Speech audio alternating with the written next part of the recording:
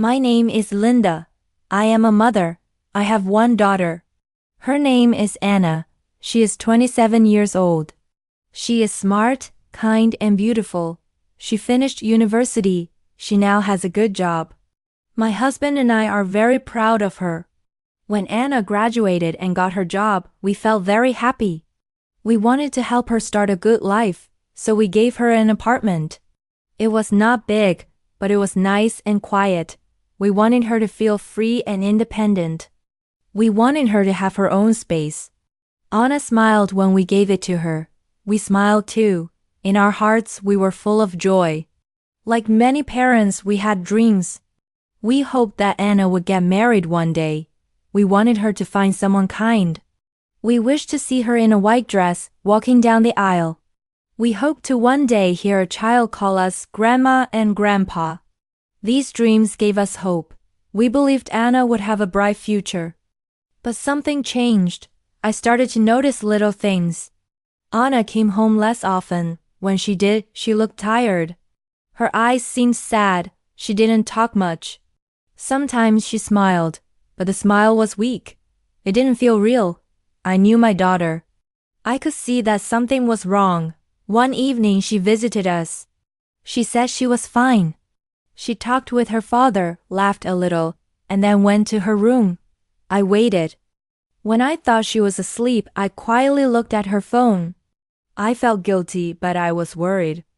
I just wanted to know if she was okay. That's when I saw the messages. They were from someone named Mark. The messages were romantic. They said things like, "I miss you," and "Be patient." Then I saw a message that said, "I can't leave her right now." My hands began to shake. I read more. My heart started to beat faster. One message said, "You are the one I love, but I need more time." In that moment, I understood everything. Mark was a married man. He had a wife. My daughter Anna was in love with him. I sat on her bed. I felt cold. I felt like the air had left the room. My chest was heavy. My eyes were full of tears. I could not believe what I saw. I asked myself many questions. Why would Anna do this? Why would she love a man who already had a wife? That night, I did not sleep. I stayed up and looked at old photos. I saw Anna as a little girl. She had short hair and big eyes. She used to laugh all the time. She held my hand and told me about her dreams.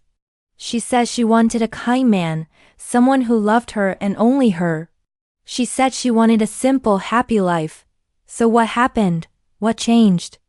I did not tell my husband. He was so proud of Anna. I was afraid he would be angry or sad. I wanted to protect him. I wanted to protect Anna too, but my heart was breaking. I did not know what to do. In the days that followed, I tried to act normal. I cooked, cleaned, smiled, but inside I was full of worry. I thought about Anna all the time. I thought about this man, Mark. I thought about his wife. I felt ashamed, confused, and scared. I began to search for answers. I read stories about women who loved married men. I listened to podcasts about relationships. I watched videos about how to talk to your adult children. I wanted to understand. I didn't want to judge Anna. I just wanted to help her. I also thought about what love really means. Love should be kind. Love should be honest. Love should not hurt. And love should never be a secret. I started writing in a notebook every night.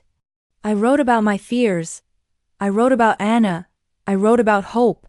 I believed that maybe one day she would come to me. Maybe she would share her heart. Maybe I could help her before she got hurt too badly. I was a mother. I loved my daughter more than anything in this world, and I knew in my heart that something was wrong. I just didn't know how to fix it, but I knew I had to try. Because when you are a mother, you never stop caring, you never stop hoping, and you never stop loving your child even when they walk a path you don't understand. That was the beginning of my silent journey. I did not speak yet, but in my heart I was already fighting for my daughter. I was waiting for the right moment. I was waiting for her to see what I already saw. and I was praying she would come back before it was too late. A few days after I discovered the truth, I decided to talk to Anna. I waited until the weekend. I wanted her to be calm and not busy.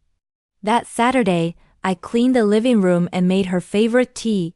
I placed 2 cups on the table. I sat and waited. When Anna came in, she looked normal. She smiled and said, "Hi, Mom." I smiled back, but inside my heart was beating fast. My hands were shaking a little. I took a deep breath. "Anna," I said quietly, "can we talk for a moment?" She looked at me and sat down. "Sure, what is it?" I looked into her eyes and said, "I know your secret." She stopped smiling. Her face became serious. "What secret?" she asked. I didn't want to hurt her, but I had to be honest. "I know about Mark," I said. "I know he is married." Anna was quiet. She did not speak for a few seconds. Then she said, "It's my life, Mom. It's not your problem." Her voice was calm, but her words felt like knives. I stayed quiet for a moment, then said, "Anna, you are my daughter. I love you. When you hurt, I hurt too. I want you to be happy. But I'm afraid this man will hurt you." Anna crossed her arms. She looked away. "He loves me," she said. "He told me he will leave his wife." I nodded slowly. "But has he done it? Has he left her yet?" "No, but he will," she answered. "He just needs more time." I sighed. "Anna, I know stories like this. Many women wait for married men to leave their wives. Most of the time, they never do." Her face turned red. "You don't understand. You think I'm stupid. I'm not. I know he loves me. You're just old-fashioned." Her voice became louder. She stood up. I stayed in my chair. I didn't want to argue. I just wanted to help her see clearly. "I don't think you're stupid," I said gently. "I think you are a wonderful person. You are smart. You are strong. You are beautiful. You can find someone who is free to love you. Someone who is proud to be with you in the open." Anna was angry. Her eyes were full of pain. "You don't get it, Mom. I didn't plan this. It just happened. I love him." I felt a deep sadness in my chest. I said, "Love should not be a secret, Anna. Love should not make you hide. Love should be honest, kind, and full of light." She looked at me, her eyes now wet with tears. "You don't know him," she said. "He's good to me. He makes me feel special." I nodded. "Maybe he is kind. Maybe he cares for you. But if he truly loved you, he would not keep you in the dark. He would not stay with his wife while telling you sweet things in private." She turned her head. She didn't want to hear more. "I don't want to talk about this anymore." I stood up slowly. I wanted to hold her hand, but she stepped back. "Please," I said. "Just think about your future. Think about what you really want. You deserve someone who gives you his whole heart, not half of it." Anna picked up her bag. "I'm leaving," she said. "Don't call me about this again." She walked out the door. I stood still. I didn't cry right away. I just felt empty.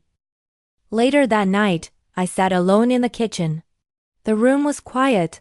My husband was reading in the living room. I didn't tell him what happened. I couldn't. I wanted to protect him too.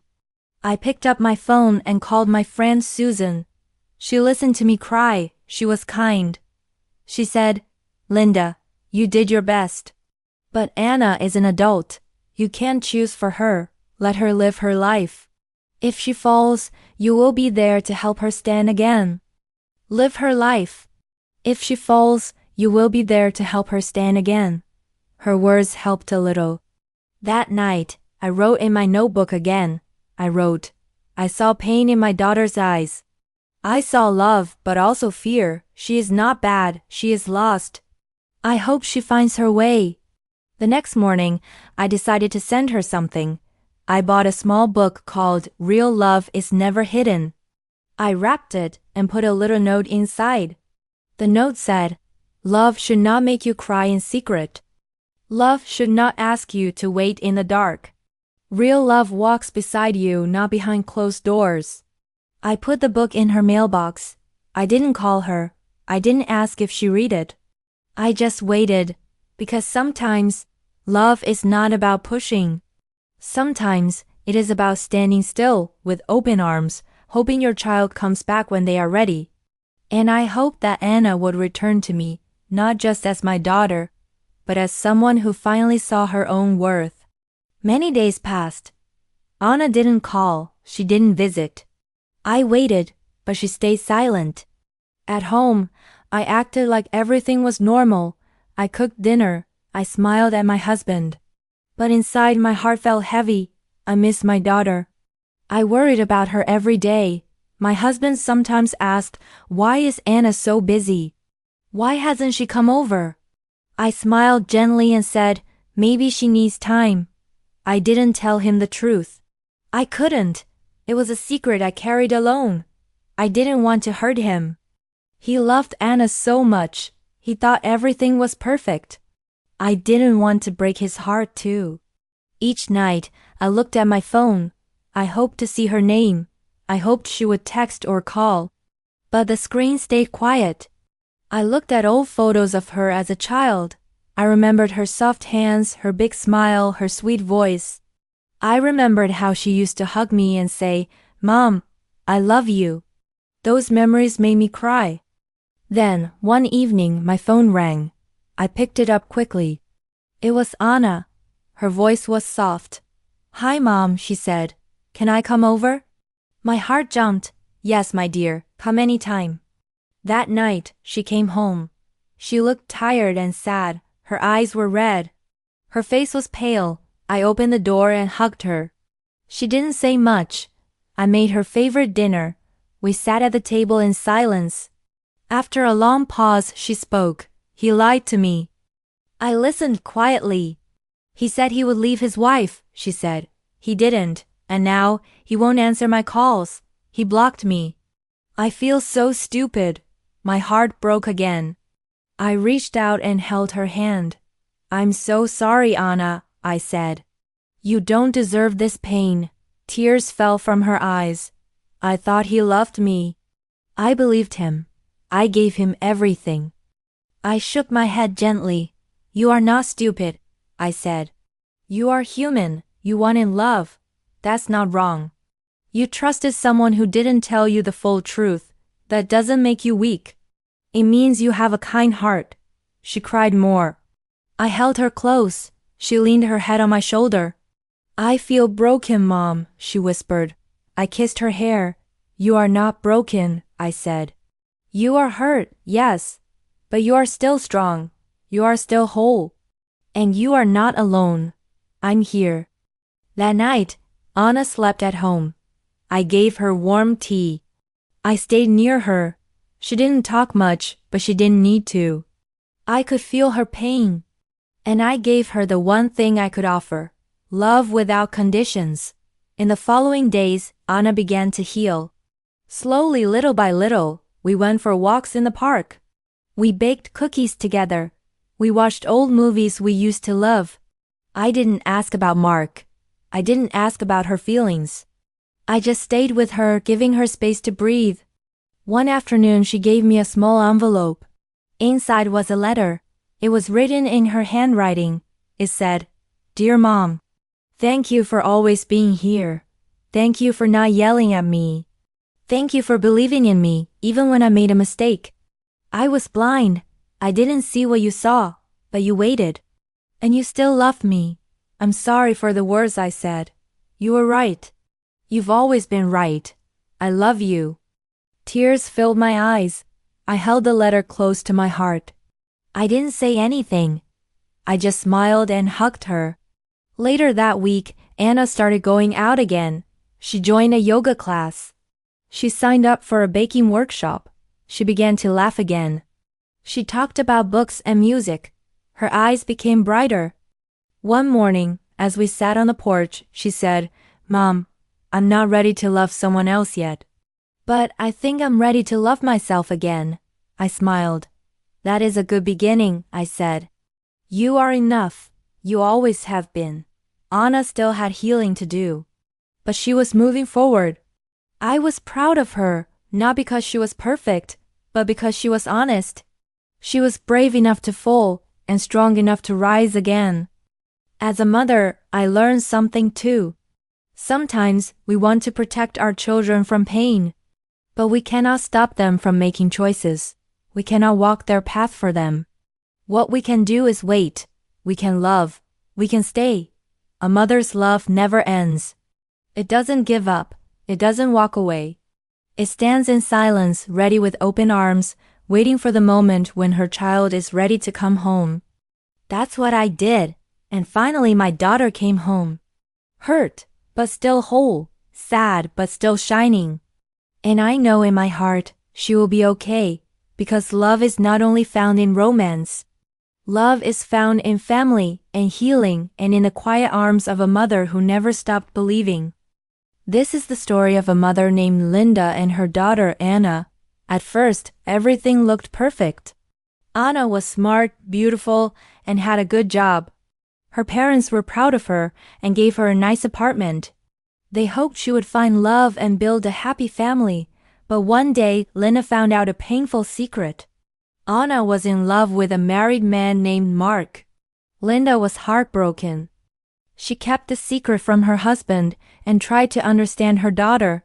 She remembered the little girl who used to dream about love. Linda tried to talk to Anna with kindness and care. But Anna got angry. She said, "This is my life." "You don't understand."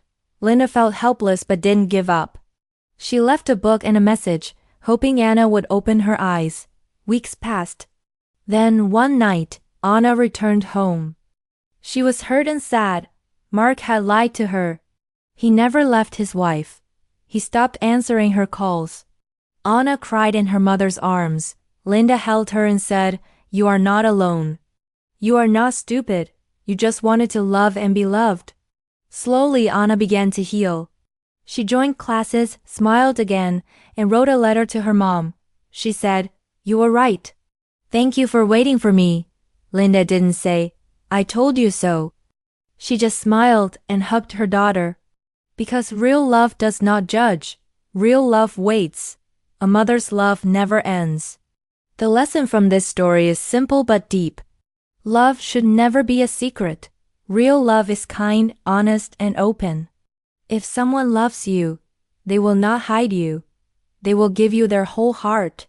And if you are a parent, remember, your child may not always listen, but your love will always guide them back. Congratulations on listening to this story and improving your English. Learning through stories helps you understand feelings, life, and language at the same time. Now, here is a small question for you. Why did Anna come back to her mother? A. Because Mark asked her to leave. B. Because she realized Mark lied to her. Please comment your answer below. A or B, let's see how many people listened carefully. If you enjoyed this story, please subscribe to our channel. It helps us a lot and gives us the strength to continue. Also, consider donating even a small amount to help us keep this channel alive. We are doing this for free to help you learn English in a kind and meaningful way. Thank you for being here. See you in the next story.